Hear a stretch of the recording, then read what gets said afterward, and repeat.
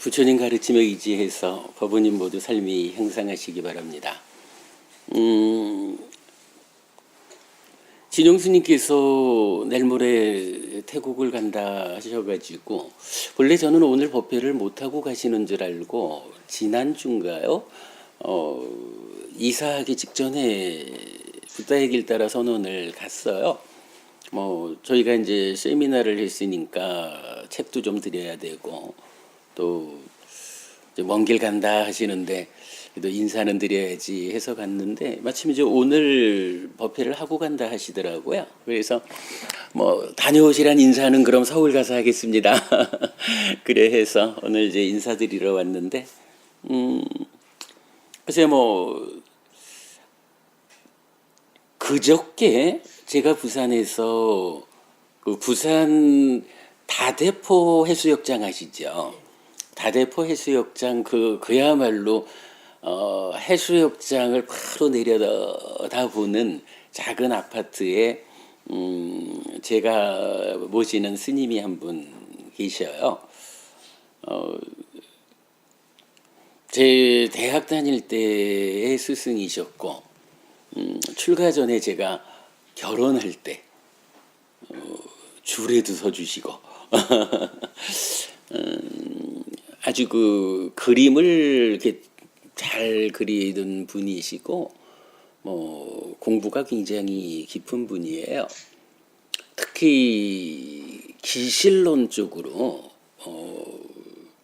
아마 한국에서 당신을 잘 드러내지는 않지만 기실론에 대한 공부를 가지고 누구랑 토론을 한다면 으뜸 가는 분야일 거라고 유명한 철스님하고 오래 이제 모시고 살면서 공부한 이야기도 이제 많이 하시고 그러셔요. 요번에는 제가 시간이 없어가지고 목요일 날 서울 올라오는 기차표를 예약해 놓은 상태에서 그냥 스님 잠시 인사만 드리고 가겠습니다 하고 가서 뵈었거든요. 그날 저한테 그런 말씀을 하셨어요. 포교사가 되면 법부님 제가 하는 일이 포교사의 역할을 하고 있잖아요. 포교사가 절대 어디서 와서 법회하시오 이러면은 그냥 때 되면 가서 법회하고 나오면 또 그냥 다녀왔나 보다. 이렇게 법회하지 않아야 한다. 법회에 초청을 받으면 내가 어떤 주제를 어떻게 정리해서 전달을 하면 참으로 부처님 가르침을 전달하는 포교사로서 올바를까라고 고민해가지고 법회를 해라. 그리고 법회를 다녀오면 내가 오늘 법회에서는 이러이러하게 설법을 했는데 혹시라도 내가 법을 잘못 전달한 것은 아닐까라고 되돌아 반성하고 그런 일을 반복함으로써 포교사로서 법을 전달받는 불교 신자들에게 부끄럽지 않아야 한다라고 말씀을 하셨어요. 그게 저도 공감했고 스님한테 스님 저도 그냥 아무 준비 없이 가가지고 대충 한마디 하고 오지 않습니다.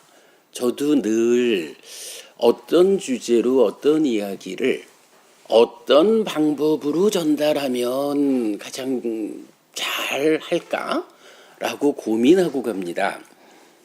제가 잘 하도록 노력하겠습니다. 이래 말씀을 드리고 왔어요.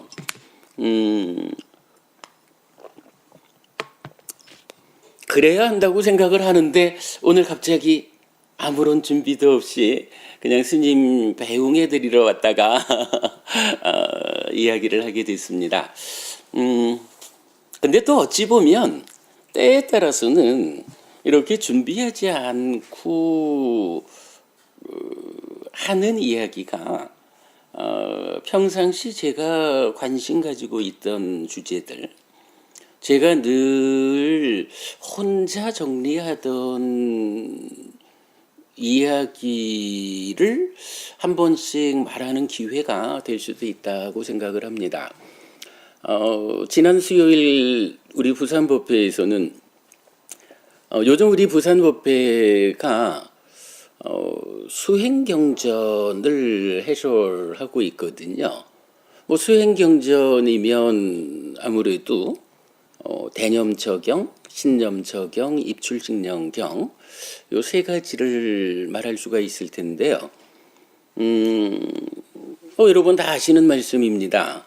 대념처경도 삿띠를 중심에 두고 뭐 마하, 샤띠빠따나 이렇게 되죠. 신념처경도 원래는 몸에 속한 삿띠경, 까야 갖다 삿띠 수땅 이렇게 돼 있죠. 그래서 대념처경이 신수신법이라는 네 가지 대상을 가지고 폭넓게 그러니까 수행 전체 영역을 각각의 수행이 전개되는 과정마다 신으로 출발해서 수로 넘어가서 심으로 진행돼서 법으로 완성되는 이 수행을 과정 설명하고 있죠. 신념처경이라고 하면 이제 그 중에 신에 속한 거, 몸에 속한 9가지 소분류의 대상을 주제로 좀 압축했다, 선별했다 이렇게 말할 수가 있어요. 그러면서 거기에 사선까지도 대상으로 넣고 그 이후에 깨달음까지의 과정을 대념처경하고는 좀 다른 형태로 설명하고 있고요. 그래도 어쨌든 이 경도 까야 같다 삿띠 숫따라 삿띠를 말하는 경이죠. 그 다음에 마지막이 입출식념경, 입식 출식 요게 호흡이죠. 그리고 삿띠에 하는 경이죠. 그래서 호흡을 대상으로 삿띠를 설하는 경전 이래 되죠. 몸에 속하는 9가지 소분류 중에 호흡이라고 하는 한 가지 주제만으로 수행의 전체 과정을 설명하고 있죠. 사실은 경전이 말하는 바의 수행은 그렇게 다양하지 않은 것 같아요. 경전을 어떻게 보느냐에 따라서 신수신법도 그 안에 소분류로 따지면 16가지나 대상이 있고 다양하게 말을 할 수가 있겠지만 제가 이해하는 바로는 부처님이 알려주는 수행은 외길 수행이다 라고 말하고 싶어요. 몸에 속하는 다 아시겠지만 대념처경이 몸에 속한 소분류 9가지를 제시하지만 거기서도 첫 번째가 호흡 수행으로 나오죠. 신념처경 역시 호흡으로 시작하고 입출식념경은 그 자체가 호흡 이야기만을 하죠. 수행은 그냥 외길로 호흡으로부터 시작해서 깨달음까지 가는 것이다. 번뇌를 부수는 데까지를 가는데 그 과정 경전을 꿰자라고 하는 부분은 참 중요해요. 경전이 꿰어지지 않은 상태에서 대념처경을 본다라고 하면 아마도 부처님은 누구든 수행을 시작하는 사람, 자, 수행을 시작하자. 호흡을 붙잡고 할까? 가서 시체가 변해가는 과정을 관찰하는 걸로 시작할까? 느낌을 붙잡고 수행할까? 마음을 붙잡고 할까? 법을 붙잡고 할까? 라고 신수신법 각각을 대상으로 주어져 있으니 수행을 시작하는 사람이라면 자기 기호에 따라서 하나를 선택해서 해보자. 이렇게 어쩌면 뭐 현재의 수행자들이 대부분 그런 관점에서 대념 적용을 이해하지 않나 싶어요. 근데 정말 우리가 다양한 경전을 꿰어 가지고 이 수행 경전들을 해석해 보면 수행은 외길이에요. 오직 호흡 붙잡고 호흡을 붙잡는 과정이 시작이면서 사실은 가장 어렵고, 그렇게 해서 붙잡은 상태에서 어떻게 그 다음 과정을 전개해 갈까?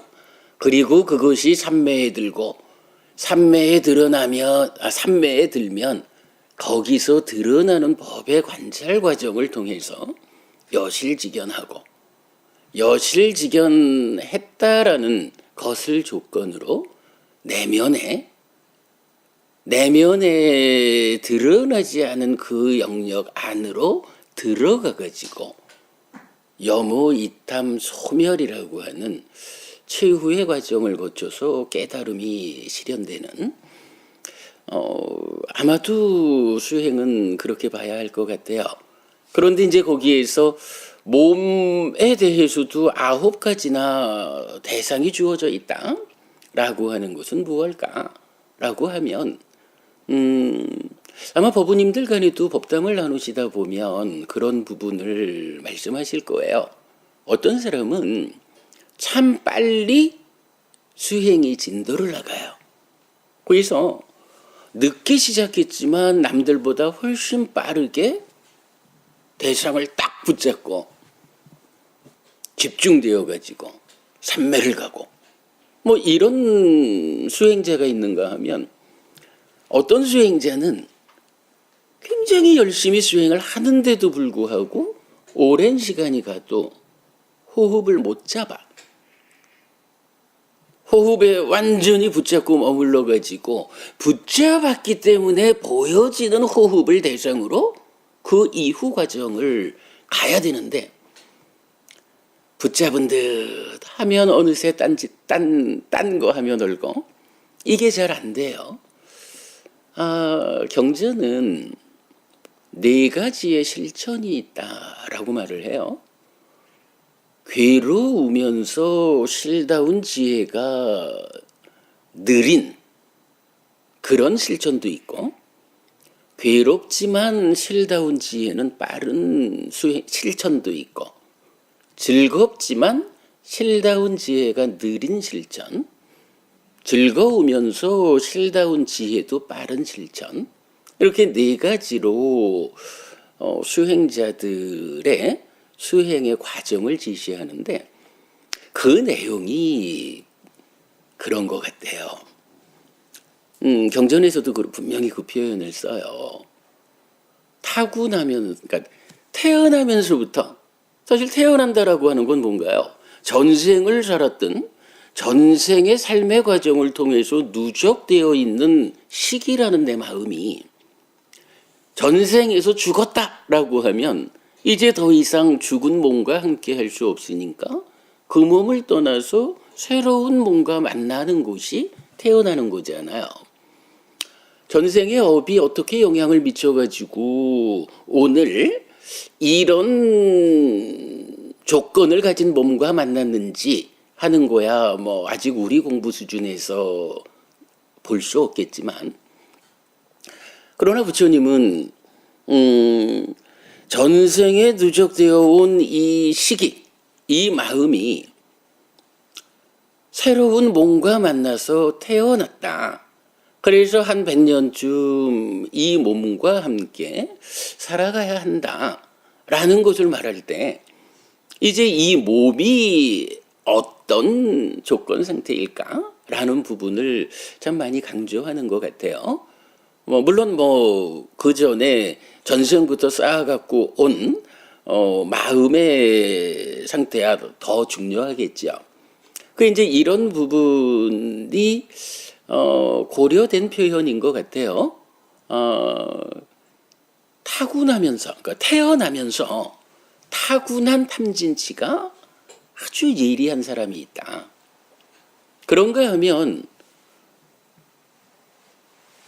태어나면서 타고난 탐진치가 예리하지 않은 사람이 있다. 이렇게 말을 해요. 그런데 탐진치가 예리한 사람은 그냥 세간살이를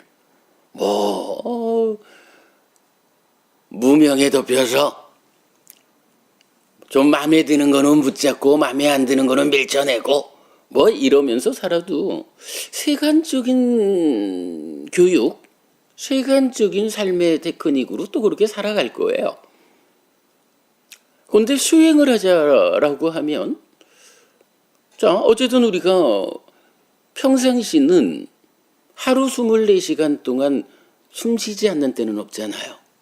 그러나 24시간 동안 단 한 번도 내가 숨 쉬고 있다라고 자각하지 않고 내 코 밑에 공기가 들락이면서 이런 느낌을 주고 있네 라고 그 느낌을 직접 보는 경우가 없잖아요.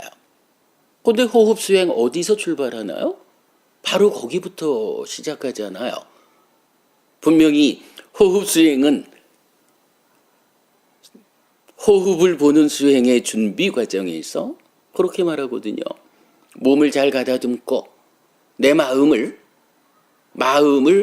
바로 거기로 지향하고 그 지향된 자리에다가 삿띠를 생겨나게 하자. 그래서 그 생겨난 삿띠가 내 마음을 요 한 자리에 묶어두자. 붙잡자. 그래서 사또와 아싸사띠, 사또와 빠싸사띠. 오직 사띠 하면서 들이쉬고 오직 사띠 하면서 내쉰다. 내 마음이 딴 데 가려고 할 때마다 발견해서 붙잡아가지고 이 자리에 머물러라. 요거 하는 게 사띠 하면서 들이쉬고 사띠 하면서 내쉬는 거죠. 그렇게 그 자리에 딱 붙잡아 매면 경전은 이게 눈을 뜨는 것이다 라고 표현을 해요. 눈을 뜨는 것이다. 눈을 떴다라는 것이 이제 호흡이 주는 느낌을 보게 되었다라는 거죠. 그러면 보이기 때문에 보이는 호흡을 대상으로 이어지는 수행이 진행돼요. 근데 이게 타고난 탐진치가 예리한 사람은요, 이게 잘 안 되는 거예요. 그냥 경지연이 말하는 대로 자, 내 마음을 콧구멍 아래에 어느 한 점으로 지향을 해보자. 요거 지향도 잘 안 돼요. 실제로 우리 법부님들 중에 어떤 분은 열심히 수행을 하려고 하는데 스님 호흡이 안 보여요. 이렇게 말하는 분들이 있어요. 근데 이건 사실 참 곤란해요. 다른 방법이 잘 없어. 대신 봐줄 수 없잖아요. 여러분, 우리 불교 수행이 그런 거죠. 부처님도 내 대신 내 호흡을 봐주지 않잖아요. 내 안에서 일어나는 일은 오직 내가 해결해야 되거든. 다만 부처님이 이런 방법으로 해라 라고 길을 가르쳐 주셨기 때문에 우리 같은 포교사는 부처님이 이런 방법으로 하라고 했습니다 라고 말씀하신 그대로를 전달해 주는 게 사실 우리 역할이죠. 그러면 그렇게 전달받은 그 방법 그대로를 가지고 보완해내는 거는 스스로 해야 되잖아요. 여러분, 이런 이야기, 부처님이 법을 설했어요. 그 법을 잘 받아서 전달해요. 그 법에 근거해서 내 스스로 보아요. 요렇게 말하는, 그러니까 이 내용을 말하는 교리가 어떤 게 있죠? 진화부부님, 이렇게 부처님 가르침을 붙잡고 그 가르침의 안내를 받아가지고 하는 일은 내가 하는 거예요. 요걸 나타내는 교리가 어떤 게 있어요?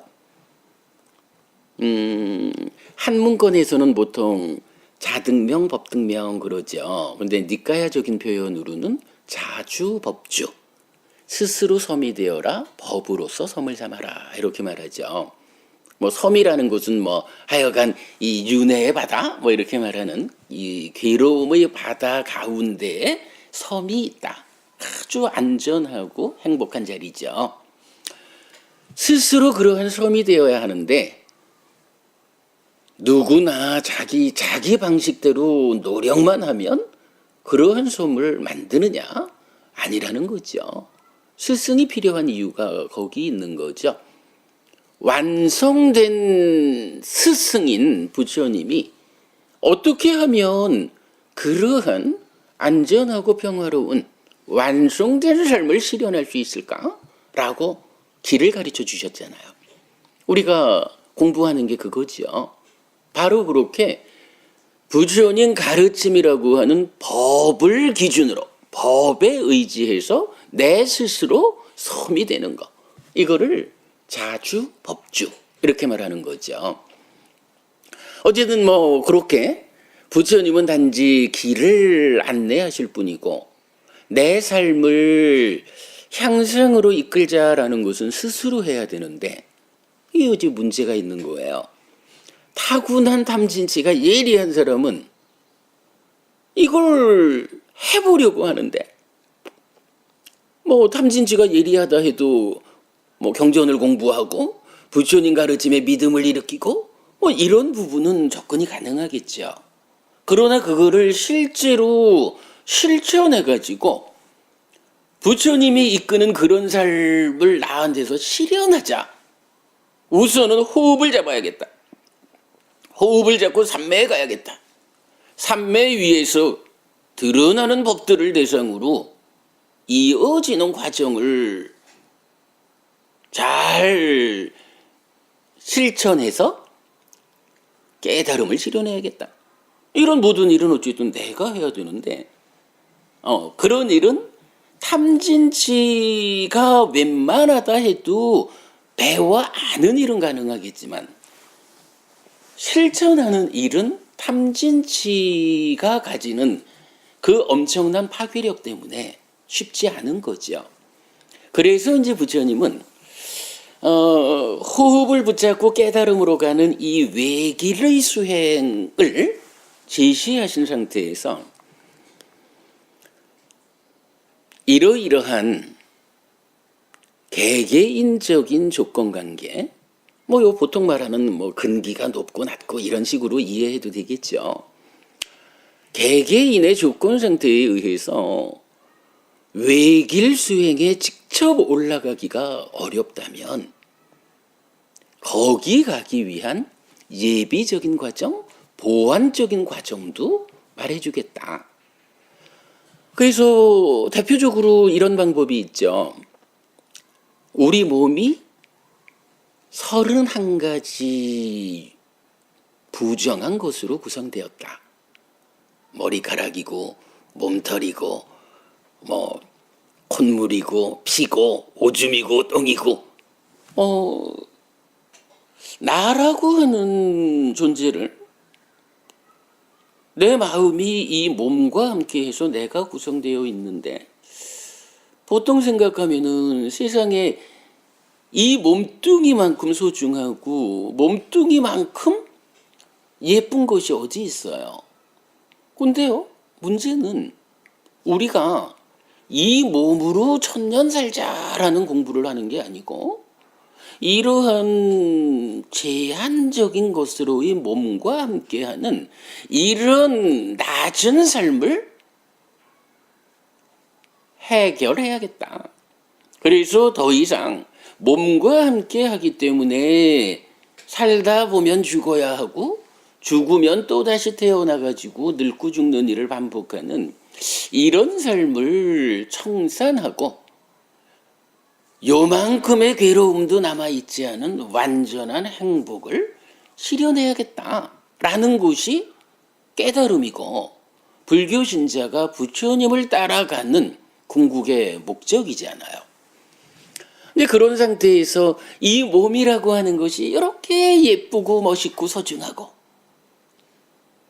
이래가지고는 거기 묶여가지고 갈 길을 못 가는 이런 면이 있는 거죠. 사실은 이제 이런 부분들이 뭐 표현하자면 탐진치가 예리한 그러한 조건 상태에서 내가 살아가는 모습인 거죠.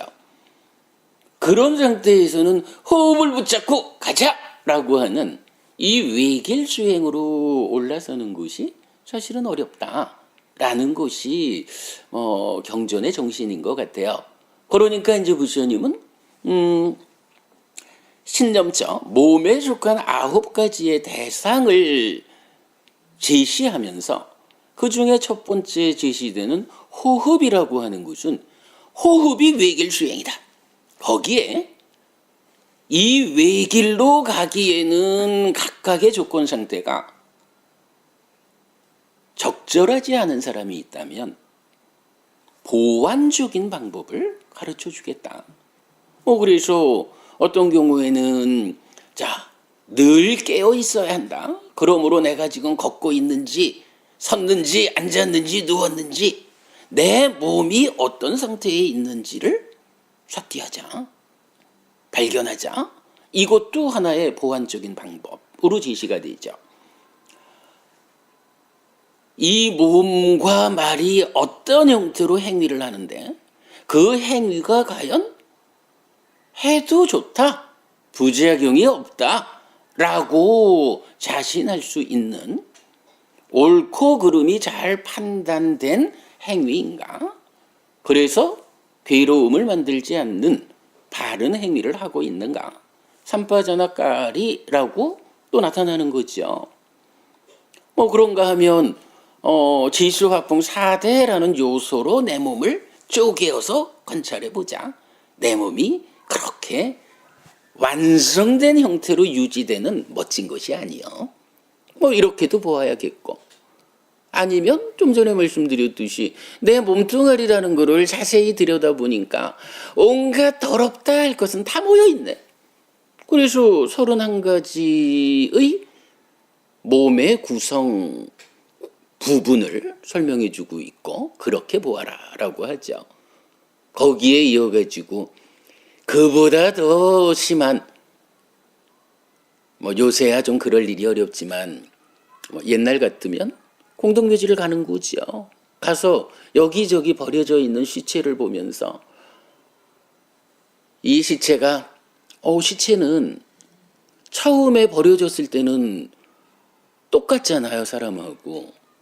그런데 그것이 한 3, 4일 지나면서 부풀어 오르고 검푸른 빛이 나고, 그러다가 그것이 시간이 지나가면서 살쪄름은 다 떨어져 나가고, 근육만으로 붙어 있다가 더 시간이 지나면 근육까지 다 사가가지고, 경전은 좀 상세하더라고요. 두개골은 저기 있고, 엉덩이 뼈는 저기 있고, 정강이 뼈는 저기 있고, 상세하게 이런 뼈가 뼈대로 흩어져 있는, 거기에서 더 시간이 지나면 아예 그 뼈들조차도 사가가지고 하얀 분말이 되어가지고 흩어지는 이런 내 몸의 변화, 마음이 떠난 이후의 몸이라는 것이 어떻게 되는지 이거를 지켜보면서 경전은 명확하게 말하죠. 내 몸하고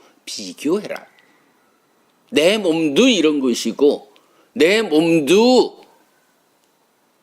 마음이 떠나고 나면 이렇게 될 것이고 이것을 극복하지 못한다 라고 시체들이 변해가는 모습 그대로를 나의 몸에 견주어 봐라. 이제 이렇게 말을 하거든요. 이런 부분들이 그 자체를 내상으로 깨달음으로 가라 이렇게 보기보다는 호흡을 붙잡고 외길로 깨달음으로 가는 과정에 그 예리한 탐진치의 방해로 수행이 진도를 나가지 못한다면 그때 그런 방법들을 동원해가지고 보완책으로 삼아가지고 우선 탐진치를 가라앉히고 그 예리함이 무뎌지게 되면 이제 호흡을 붙잡아야겠다 라고 호흡으로 되돌아와서 호흡 외길 수행을 간다.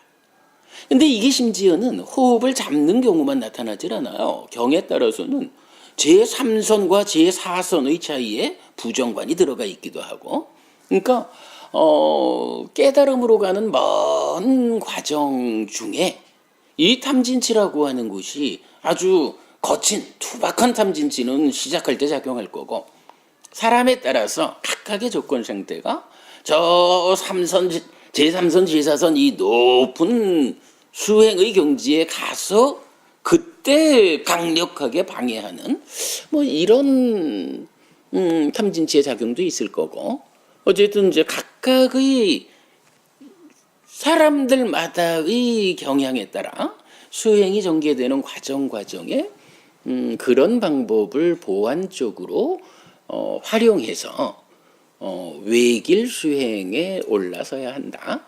뭐 이제 이런 이야기를 이제 수행의 중심 주제로 잡고 있는 것 같아요. 아무튼 이제 부산 법당에서 요즘 이 세 가지 수행 경전의 해석 과정을 가고 있는데 좀 길게 했어요. 세 가지 경전 모두가 사띠를 말하는 경전이니까 사띠가 무언지 모르고는 뭐 그냥 앉아봐 하면 앉을 수는 있죠. 1시간 동안 버텨봐 이러면 버틸 수는 있을 텐데, 정말로 우리가 앉아가지고 남보기에 수행하는 것처럼 보이기 위해서 1시간 앉는 거 아니죠, 보부님. 대념 적용, 신념 적용, 입출 신념경으로 이어지는 이 세 가지 중심되는 수행의 경전이 모두 사띠를 중심에 두고 설해졌다라는 부분을 주목해야죠. 그래서 이제 우리 부산법당에서 그렇게 공부를 했어요. 지난 1월 달에 시작을 했는데 사띠에 대해서 먼저 알아야겠다. 사띠에 대해서 가장 정확한 많은 답을 주는 부분이 경전에 어디에 있을까요? 빠티고사 법부님 어떻습니까? 경전의 어느 부분에 사띠란 이런 것이다, 이 사띠를 이렇게 힘있게 해서 깨달음으로 나아가라, 삶을 향상하라, 이런 부분이 있을까요? 그 세 가지는 이제 수행 경전이라고 분리를 하고, 그 외에 이렇게 볼 수가 있더라고요. 상류타 니까야가 그러겠죠. 결집을 하면서 길게 설해진 경전 34개를 먼저 추리잖아요. 디가니까야죠. 그 다음에 뭐 중간 길이로 이렇게 되지만 하여간 152개의 경전을 또 한 무리로 해서 추려낸다고요. 아찌마니까야거든요. 이렇게 해서 186개의 경전이 비중 있게 먼저 추려지고 나면 그 다음에 결집을 하는 방법이 어떤 같은 주제를 가지고 설해진 경전 중에 같은 주제를 가진 경전을 모아보자 라고 하는 게 상류따니까야죠.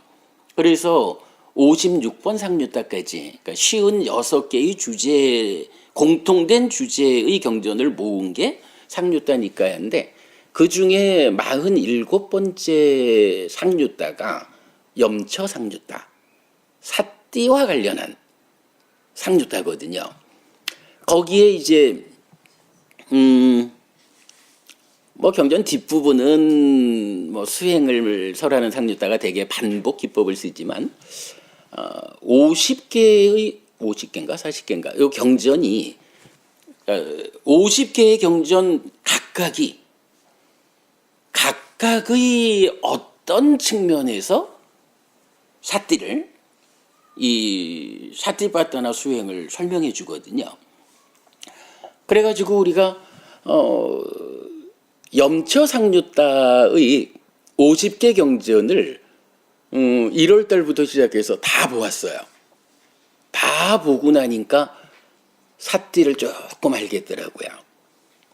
그리고 나서는 그 공부의 과정에서 이렇게 조금씩 드러난 수행과 관련해서 우리가 정말로 정리된 알미 필요하다라는 부분을 뭐 수행의 어떤 중심 개념을 설하는 이야기로 몇 주간 하고, 그리고 나서 대념적용을 5월 달인가 6월 달인가 들어갔어요. 대념적용을 그 안에 있는 이야기와 관련한 교리적 주제를 좀 다 포함해서 법회를 하다 보니까 11월 첫 주, 우리 이제 그 세미나 준비 때문에 3주간 방학을 할 때, 방학하기 바로 전주에 대념적용을 마쳤어요. 그러니까 거의 뭐 한 10달 가까이 걸려서 대념적용까지 온 거예요.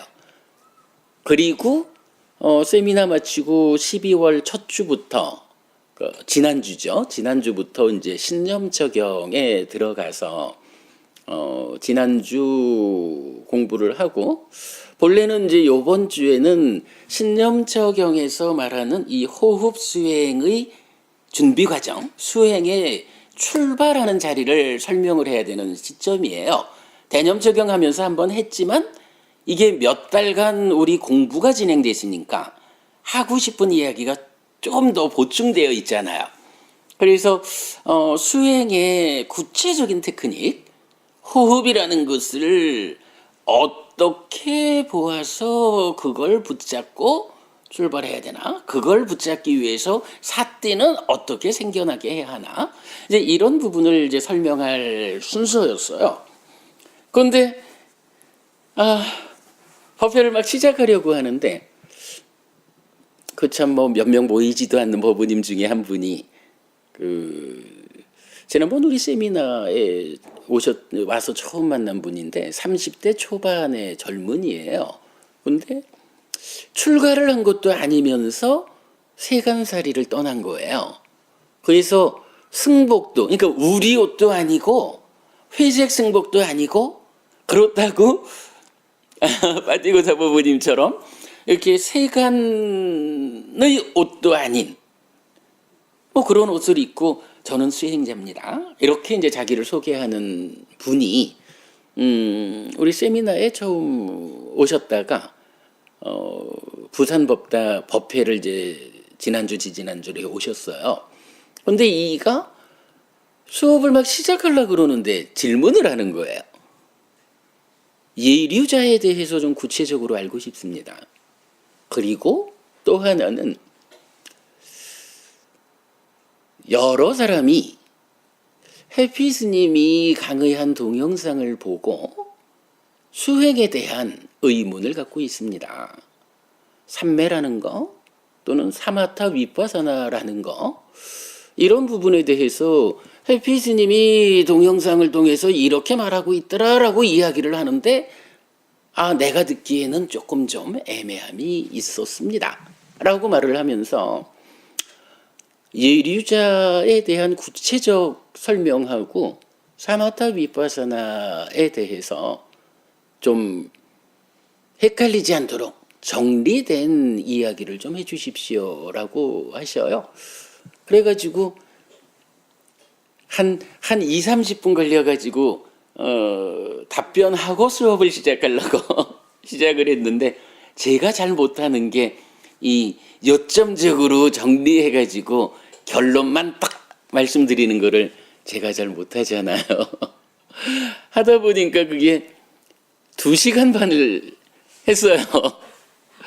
근데 이게요, 보통 우리가 요새는 제가요, 이제 오늘이 16일이죠. 이제 제가 그 수부미 법무님 학년에 들어가는데 15일 남았어요. 15일 남았다고. 저도 15일 지나면 60대입니다. 저도 이제 어느새 60이 되었어요. 이러다 보니까 옛날 같지 않아서, 옛날에는 저도 뭐 그냥 법회를 하다 보면 2시간 동안 거의 안 쉬고 주로 수업을 했었죠. 근데 요새는 제가 그게 힘이 들어요. 그래가지고 웬만하면 중간에 쉬어가면서 하거든요. 근데 이번에는 계획된 수업이 아니라 그냥 갑자기 질문을 받아가지고 답변을 하다 보니까 이 답변을 마무리를 지어야 끝나잖아요. 그래가지고 중간에 쉬지도 못하고 답변을 딱 마치고 나니까 2시간 반이 간 거예요. 오늘 수업은 이걸로 대신했습니다. 이렇게 됐는데, 아니 이게 그 마칠 때쯤 가니까 진짜 뒷골이 땡기는 거예요. 나 뒷골 땡겨요. 이제 그만합시다. 이러고 이제 맞춰갔거든요. 오늘 이야기가 그렇게 시작된 거죠. 포교사라면 준비된 설법을 해야 한다라고 우리 어른께서 말씀을 하셨는데, 지난번에 이거 오늘 제가 준비되지 않고 말을 해야 하는 상황에 있어서 그냥 횡설수설하는 중이고요. 근데 이건 엊그저께 우리 부산법회에서 그때 역시 준비되지 않은 상태의 질문을 받아서 2시간 반을 이야기를 한 거예요. 근데 뭐 다행히 그분께서 질문하신 내용이 제가 공부의 중심에 두고 경전이 이 주제에 대해서 어떤 답을 주고 있는가, 우리가 사마타 위파사나를, 삼매를, 사띠를, 빠냐를, 사마디를 어떤 이해 위에서 받아들여 가지고 공부를 해나갈 때 부처님이 설명하신 그대로, 부처님이 지시하는 그곳으로 그대로 이끌릴까라는 부분을 늘 제 공부의 중심에 두고 있다 보니까 뭐 그나마 제 전공 비슷한 이야기를 질문해 주셔가지고 답변을 좀 잘 드렸어요. 그래서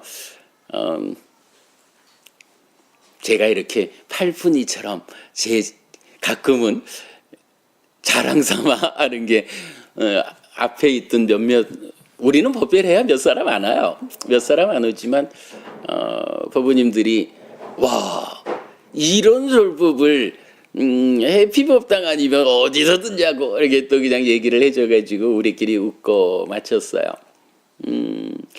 오늘도 뭐 제가 준비되지 않은 상태에서 그냥 갑자기 이렇게 이야기를 하느라고 뭐 이런 얘기를 좀 하고 있어요.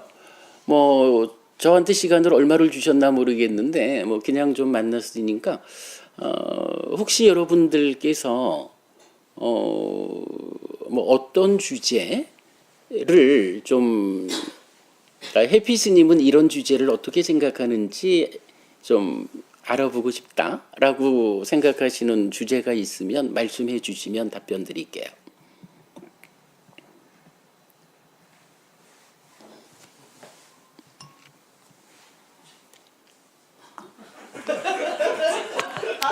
질문을 안 하시면 제가 저는 이런 이야기는 늘 해요. 제가 뭐 출가한 지 오래 안 된 사람이 있죠. 뭐 여러분 다 아시지요. 뭐 그래서 공부한 시간이 작으니까 여러 가지 부족한데 그래도 제 눈에 뜨인 것이 뭐냐 하면 한국 불교 말고 테라와다 불교 안에서 대략 3가지 정도는 우리 수행자들께서 오해하고 있는 문제가 있다라고 보는 게 있어요. 어떤 3가지를 오해하고 있을까라고 제가 한번 말씀을 드려볼게요. 법부님들 생각은 어떠신지 한번 각각이 따져보셔요. 첫째로는 이런 말 하지요. 깨닫기 위해서는 하늘에 태어나지 않아야 한다. 수부미 법부님이 이런 말 들어봤죠. 하늘에 태어나면 너무 행복한 세상이라서 그 행복한 삶에 취해가지고 깨달음으로 가지 못한다. 그러므로 깨닫고자 하면 다음 생에 인간으로 태어나야 한다. 이런 얘기들 들어보셨을 거예요. 제가 좀 고민을 한 것이 경전에서 부처님은 늘, 정말 늘 하시는 말씀이 하늘에 태어나야 하는 거. 우리가 지금은 인간으로 살고 있지만 이 인간 몸으로의 삶의 과정에서 깨달음을 실현해서 중생을 청산하고 다시는 윤회하는 삶으로 되돌아오지 않아야 한다. 깨달아야 한다라는 게 물론 부처님 가르침의 한 가지 길이죠. 그거밖에 없죠. 그런데 현실적으로 부처님의 문제가 아니라 부처님 법을 바르게 배워서 실천하는 그 능력의 문제 때문에 이 삶에서 깨달음을 실현하지 못하는 사람들이 대부분이죠. 그렇다면 이제 노력함에도 불구하고 깨닫지 못하는 상황이 된다면 부처님은 그 경우를 말해주는 거죠. 하늘에 태어나야 한다. 하늘에 태어나는 것은 이렇게 좋은 일이다. 그러므로 해탈해야 하고 해탈하지 못하는 경우라면 하늘에 태어나야 한다라고 수도 없이 말씀을 하시는데 여기에서 깨닫기 위해서는 하늘에 태어나면 안 됩니다. 그러니 올바르게 부처님 제자된 자라면 하늘에 태어날 생각하지 말고 다음 생에도 인간으로 태어나야 됩니다. 이렇게 말하면 왜 부처님은 인간으로 태어나야 하는 이러한 깨달음의 길이 있는데도 불구하고 그 많은 경전들을 통해서 하늘에 태어나라고, 그럼 부처님 우리 보고 깨닫지 말란 말씀을 하시는 걸까? 이런 문제가 좀 제기되죠. 사실은 이런 거를 표현하면 교리적인 충돌이 빚어지는 거예요. 그래서 제가 좀 많이 고민을 했었는데 이제 몇 개의 경전을 발견하게 됩니다. 차이점경, 무변처경 이런 경전 이름이 맞을 거예요. 그런 경전들을 보면 이렇게 부처님은 말을 해요. 죽어서 하늘에 태어나는 사람 중에 배우지 못한 범부가, 달리 말하면 부처님에 의해서 해탈된 삶의 실현 방법을 배우지 못한 이런 사람이 다른 가르침에 의해서 하늘에 태어난다면, 하늘에 태어날 수가 있죠. 삼매를 닦고 하면.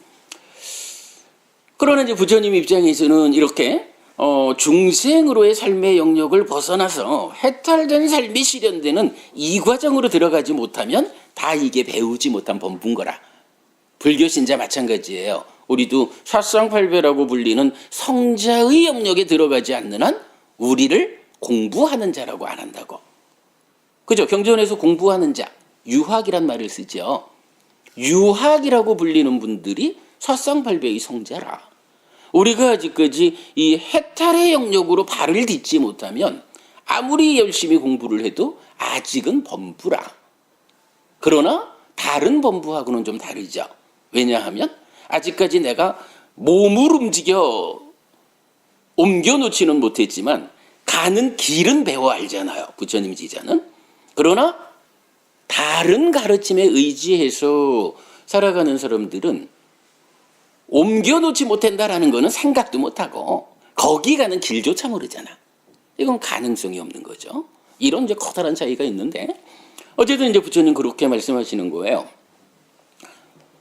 죽어서 하늘에 태어나는 사람 중에 이렇게 배우지 못한, 부처님 가르침을 배워 익히지 못한 중생들은 하늘에서의 수명이 다하면, 하늘에 태어나는 것은 이전의 삶의 결과로 태어났는데 하늘에서 살아가는 동안에 어쨌든 올바른 길을 모르니까 거기대로의 어떤 문제 상황이 있겠죠. 그래서 거기 삶의 결과로 지옥도 갈 수 있고 짐승도 인간도 떨어질 수 있다는 거예요. 그러나 잘 배운 성스러운 제자들은, 부처님 가르침을 바르게 실천하는 제자들은 비록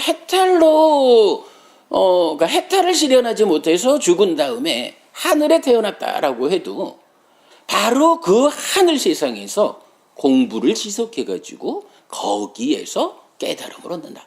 이렇게 말하거든요. 사실은요, 우리가 지금 욕계 중생이다라는 우리 현실에서는 참 깨달음으로 가기 위해서 극복해야 할 것들이 참 많아요.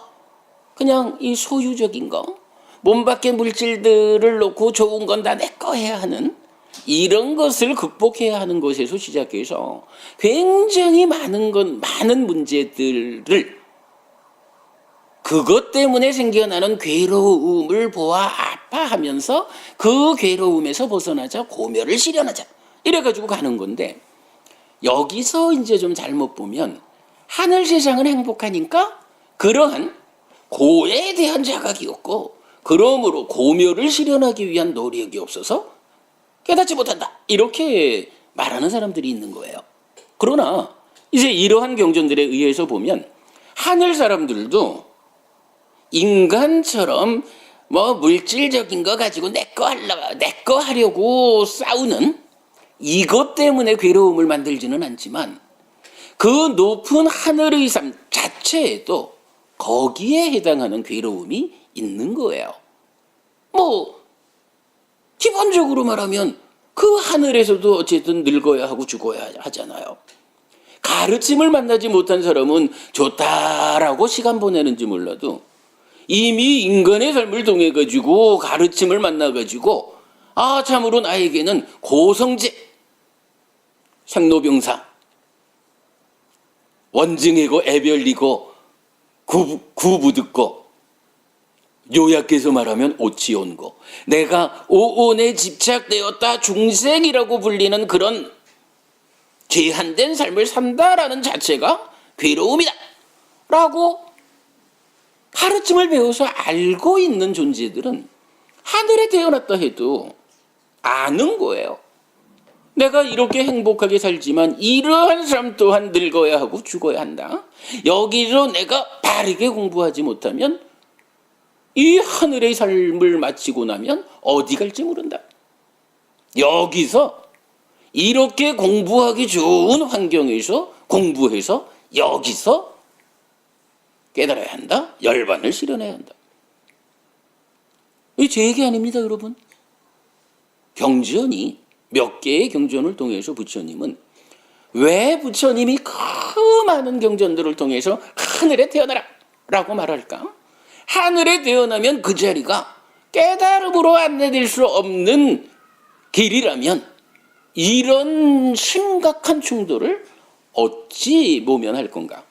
그러나 부처님 생각은 다른 거예요. 하늘에 태어나라. 하늘에 태어나도 바르게 배운 자는 거기서 공부를 이어가서 해탈한다. 삶을 완성한다. 이렇게 알려주고 있거든요. 그러니까요, 법부님들 어쨌든 공부 열심히 잘 하시는 분들인 걸로 알고 있습니다. 사실 제가 모르는 분도 있고요. 그러나 대부분 제가 아는 분들은 공부 잘하는 분들인데, 그렇다 해도 아직까지 우리가 남아있는 몇십 년의 삶을 통해서 아라한이 되자라는 것은 좀 버거울 수도 있어요. 그럴 때 여러분이 중간 목적지를 설정할 때 다음 생에는 깨달을 거요. 그러니 인간으로 돌아올 거요. 라고 어리석은 선택을 하지 않아야 할 것이다. 어쨌든 금생에 최선의 노력을 하는 삶을 통해서 해탈하지 못해도 다음 생에는 좀 더 높은 하늘에 태어나고 좀 더 높은 하늘이라는 그 토대에 서서 공부를 이어가서 깨달음을 실현한다. 하늘에 태어나야 할 것이다. 여러분 분명히 봐야 됩니다. 여러분들처럼 공부 잘하고 가르침을 실천하고자 하는 사람들이 또다시 인간으로 태어나야 한다라고 하면 그거 보는 다른 사람들이 아이고 대충 살고 인간으로 오지 뭐 이래 안 할까요? 여러분들이 하늘에 태어나는 모습을 보여줘야죠. 테라와다 안에 있는 오해 중에 사실은 제가 볼 때 굉장히 중요한 오해가 이 한 가지 같아요. 그 다음에 이제 두 번째 오해가 뭐냐 하면 참 많은 사람들을 만났어요. 부처님이 말씀하시기를 내 가르침도 믿지 말고 내 가르침도 믿지 말고 네 스스로 확인되는 것만 믿어라. 확인되는 것을 따라라. 이렇게 말했다고. 무슨 경이죠? 뭐죠? 무슨 경? 경에서 이렇게 얘기를 합니다. 부처님을 만난 한 마을에 하여간 한 마을에 천장쯤 되는 이가 부처님한테 부처님 우리 마을이 번화한 곳이다 보니까 굉장히 많은 스승들이 찾아옵니다. 와서는 이러이러함으로 내 말을 믿어라 라고 말을 합니다. 자, 이거는 전승된 가르침이니까 따르시오. 이것은 아무개 스승이 가르친 말이니까 따르시오. 이거는 이렇게 퍼져 있는 말이니까 따르시오. 굉장히 다양한 이유를 들어가지고 이러한 가르침을 따라서 살아야 합니다라고 말을 한다는 거예요. 부처님 생각에는 어떻습니까? 우리가 이렇게 다양한 가르침 가운데 정말로 어떤 가르침을 따라야 하겠습니까? 라고 하니까 부처님이 이제 천지양이 말한 그대로 전승되었기 때문이라거나 많은 사람이 말하기 때문이라든가 아무개 스승이 말했기 때문이라든가 이렇게 이런 것들을 원인으로 따라가서는 안 된다. 그대가 스스로 잘 들여다보아야 한다. 그래서 그 스승이 말하는 것을 내가 실천하면 내 안에서 탐진치가 일어나는 것일까? 일어나지 않는 것일까? 그래서 따라서 행할 때에 탐진치가 생겨나는 가르침은 멀리하고 탐진치가 생겨나지 않는 가르침은 따라서 행하라.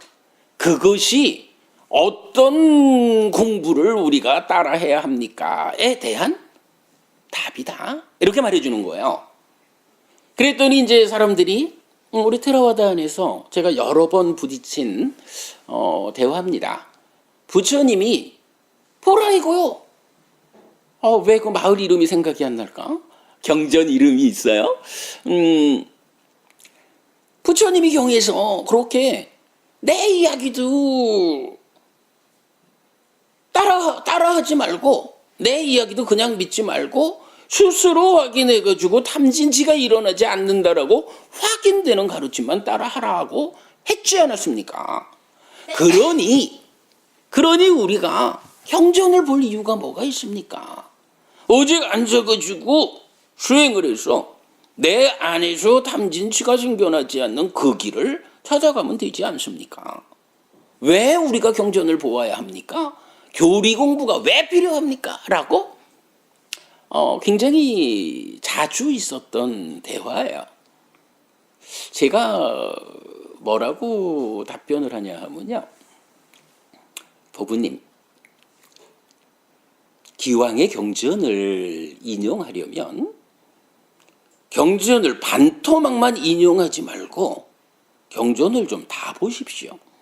제가 이렇게 말을 해요. 왜 그러냐 하면 그 경전에서 부처님이 이렇게 이러이러한 당신이 말하는 이러이러한 스승들의 말들을 이렇게 다양하게 제시되는 가르침들을 그대로 따르면 안 된다. 확인해야 한다. 그런데 말이지 내 제자들은 경전의 뒷부분이 이걸 말해요. 부처님이 내 제자들은 이렇게 삽니다 하면서 사무량심의 실천을 말하고 이어지는 이러면서 내 제자들이 내 가르침을 배워가지고 내 가르침을 따라가지고 탐진치가 생겨나지 않는 그러한 삶을 나의 제자들은 살고 있습니다. 이렇게 말을 하거든요. 수부미 법부님, 그럼 이 말씀이 부처님이 내 얘기도 믿지 말고 내 가르침도 따라가지 말고 네가 확인된 것만 해. 이런 이야기예요? 아니면 오직 나의 가르침, 부처님의 법만이 탐진치를 생겨나게 하지 않는, 그대가 따라서 실천해야 되는 바로 유일한 그 길이요. 이렇게 부처님 말하는 걸까요? 뒤에가 되겠죠. 그죠? 부처님은 분명히 기준을 줬거든. 탐진치가 생겨나지 않는 가르침을 따라라. 그리고는 내가 깨달아 알려주는 법이 바로 그거요라고 부처님은 말을 하고 있거든요. 경전을 절반만 모아가지고 부처님이 대화하는 이야기 속에 당신이 포함되지 않은 그걸 놓고는 부처님이 내 얘기도 믿지 말라고 그랬다고, 이렇게 바보 같은 수행자가 되지 않아야겠다. 경전을 온전하게 보자. 오직 나의 가르침만이 그러한 가르침이다. 나의 가르침을 따라 행하는 것이 그대들이 행복해지는 유일한 방법이다 라고 부처님은 명확하게 당신을 드러내고 있잖아요. 반쪽만 딱 보니까 부처님 의도하고는 전혀 엉뚱하게 내 얘기도 믿지 말고 네가 확인하는 것만 해. 아니, 그럴 것 같으면 부처님이 뭐가 필요해요? 자기가 앉아가지고 하면 되잖아. 근데 아마 그게 부처님이 참 좀 특별한 사람이잖아요. 우리가 잘 몰라도 부처님이 아주 특별한 존재다라는 것은 우리도 알죠. 그 특별한 존재가 그 힘든 과정을 거쳐가지고 깨달았다라고 선언한 이 길을 그거 따라가지 않고 내가 해보지. 100번쯤 죽었다 다시 태어나도 아마 그 길을 찾기 어려울 거예요. 스승이, 경전은 진짜 많은 곳에서 정등각인 스승, 완전한 깨달음을 성취한 스승이 법을 설하는 그 영역 안에 있는 우리들이 얼마나 행복한 것인가. 이 법을 따라서 오로지 나아갈 때 우리가 얼마나 최소의 노력으로 최대의 성과를 거두는 그런 행복한 길인가. 이걸 수도 없이 경전에서 말을 해주고 있어요. 여러분의 행여라도 경전을 배제한 부처님 가르침을 떠난 자리에서 내가 수행자가 되리라 라고 생각하지 않아야 합니다. 그거 경전이 가끔 그런 표현을 써요. 최악의 패를 잡았다. 이렇게 말해야 되는 겁니다. 오직 가르침 안에서 올바르게 배워서 올바르게 안 것을 올바르게 실천하는 게 불교 신자의 삶이고, 그때에 완전한 가르침이라는 이 가르침이 가지는 위력이 나를 그러한 곳으로 이끈다. 이게 불교 공부의 중심에 있다라는 부분을 명확히 해야 할 것 같아요. 그 다음에 이제 한 가지만 얘기를 더 하고 마칠게요. 어느새 1시간을 얘기를 했네. 이 참 빨리 마치도록 하죠. 세 번째 오해가 뭐냐 하면, 제가 이제 인터넷을 이제 좀 많이 붙잡고 있잖아요. 보면은 가끔씩 이 잘 못하는 영어로도 알아들을 수 있는 동영상을 몇 번 봤어요. 어떤 그 테라와다 비구가 나와가지고 얘기를 하는 장면 보면, 사띠 비구라는 사람이 있다. 사띠 비구가 시기윤회한다라고 주장을 했다가 부처님한테 되게 혼났다. 시기윤회하는 거 아니다. 이렇게 말하는 동영상을 본 적이 있어요.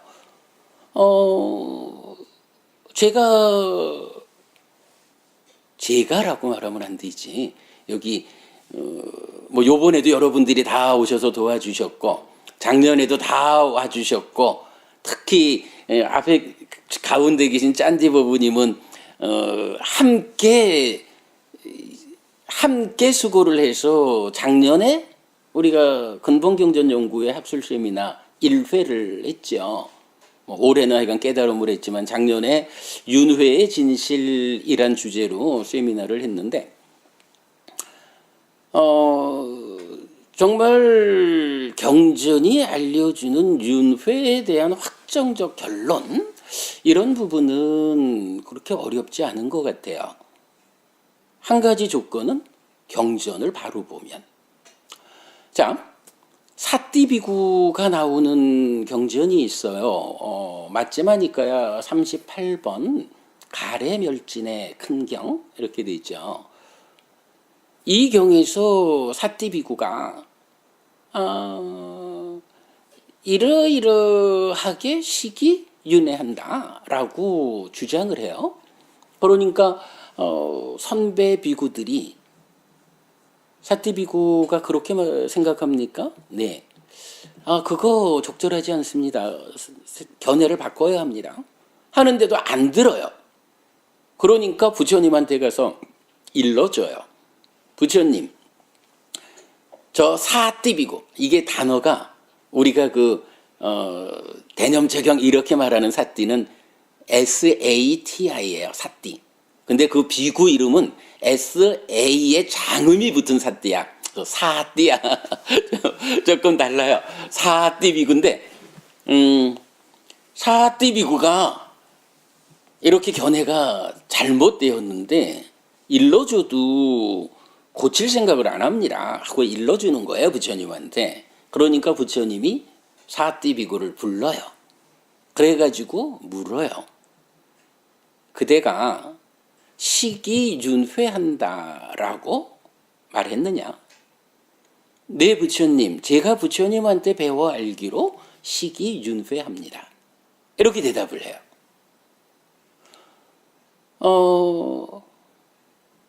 우리가 이건 많이 알기를 사띠비구가 그렇게 대답을 하니까 부처님이 못난 놈!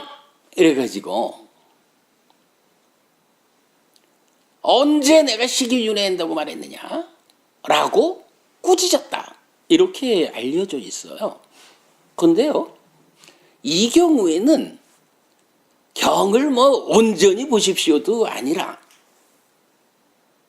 그 대화가 이루어지는 그 자리를 조금만 더 보면 좋겠어요. 경에서는요, 부처님이 사띠비구한테 2번 질문을 해요. 첫째로, 사띠요, 그대가 시기윤회한다라고 말했느냐? 그렇습니다, 부처님. 제가 부처님한테 배운 바 시기윤회한다고 알고 있습니다. 부처님, 2번째 질문을 해요. 그 시기 어떤 시기냐? 그러니까 사띠가 답하기를 여기저기서 경험하고 하면서 이게 이제 그 다른 경전이 제시하는 아뜨만을 설명하는 문장을 가지고 식은 이러한 것입니다. 라고 대답을 해요. 그 얘기는 뭐냐 하면 시기윤회하느냐? 네. 어떤 시기냐? 아뜨만입니다. 이렇게 대답을 한 거예요. 그 문장 자체가 그 견해상류따 같은 데서 이 아뜨만을 지칭하는 요 문장을 그대로 옮겨다가 부처님한테 답변을 하거든요. 그러니까 부처님이 이 못난 자요. 내가 언제 식이 그러하다라고 말한 적이 있느냐. 식도 조건에 의해서 생겨난다 라고 내가 반복해서 설하지 않았느냐 라고 꾸짖어요. 요거요, 질문을, 그러니까 이 부처님과 사띠비구의 대화를 2가지 질문을 한 가지만 보고서 시기윤회한다라고 답한 사띠를 꾸짖었다 라고 보면 어떤 결론이 생기나요? 식은 윤회하는 게 아니에요. 분명히 부처님이 못난 놈, 내가 언제 그랬냐 라고 꾸짖었거든. 근데 경전을 조금만 더 바로 밑에 있는 질문 하나만 더 들여다보면 부처님이 거기서 꾸짖는 게 아니에요. 그 시기, 그래, 네가 윤회한다고 말하는 그 시기 어떤 시기냐? 아트만입니다. 항상 하는 놈입니다. 내가 언제 시기 항상 하다고 말했느냐? 그래서 이어가지고 하시는 말씀이 안과 색을 조건으로 안식이 내지 안입이 설신의 색성향 미척법에 의해서 안식 내지 의식이 생겨나는, 심지어는 이경에서는 뒤에 가가지고 그런 얘기도 해요. 식은 이 방법, 육내입처와 육외입처의 인식 과정에서 생겨나는 육식, 이 방법 말고 다른 방법으로는 생겨나지 않는다.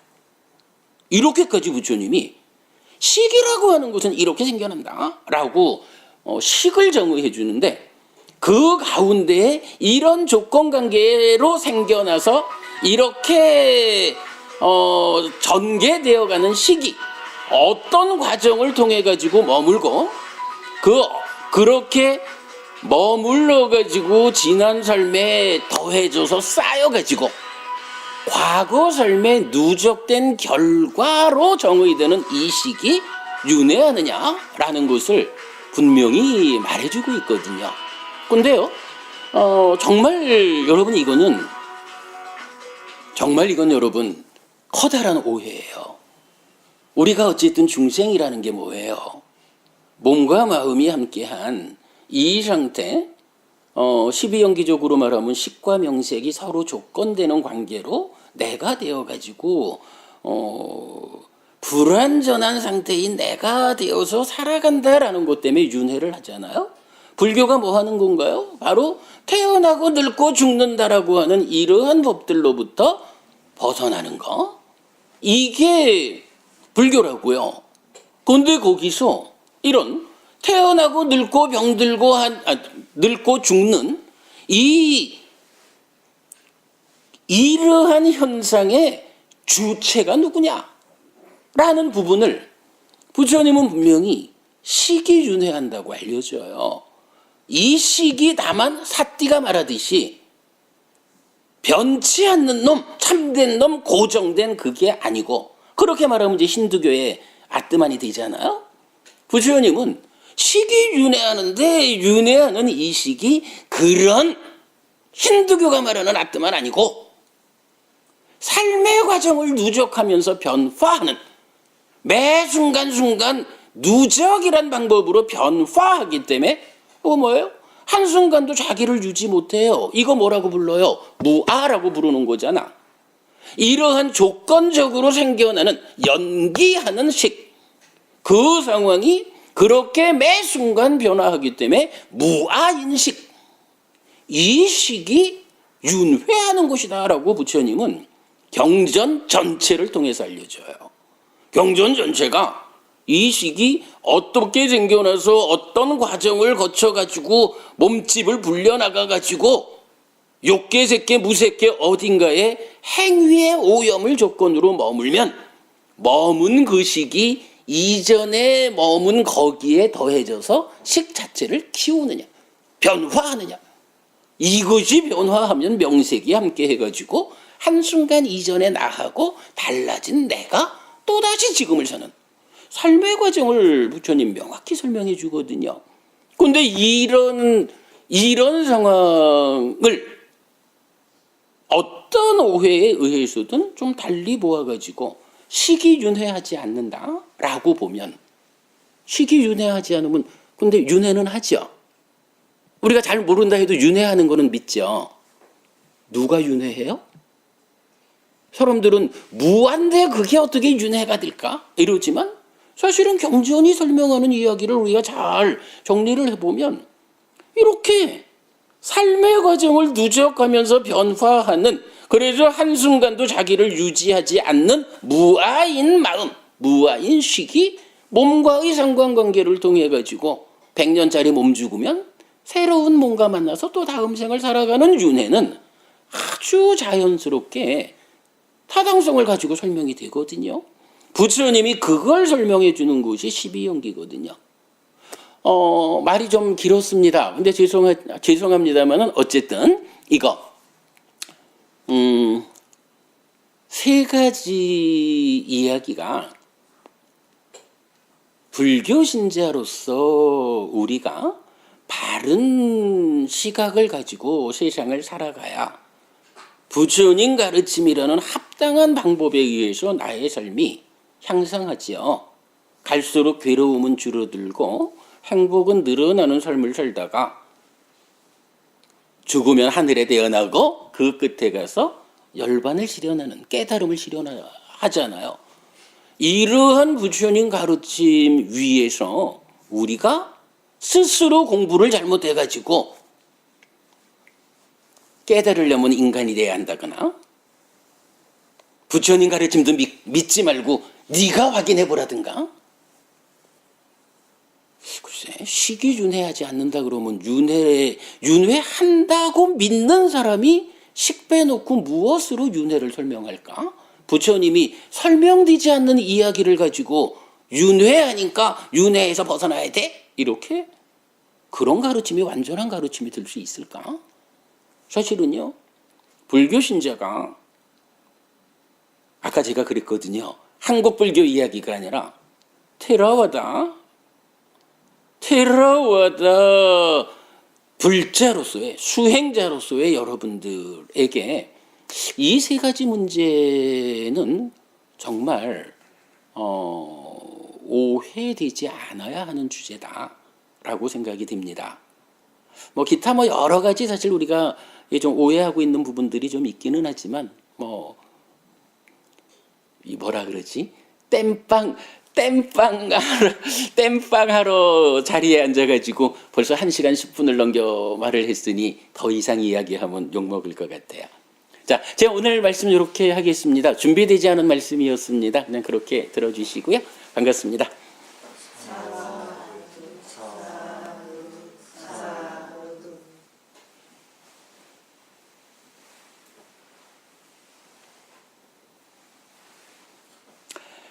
아까 자주법주란 말을 했습니다. 가르침에 의지해서 어부님들 스스로 자기의 삶을 향상하는 모범적인 불자 되시기 바랍니다. 감사합니다.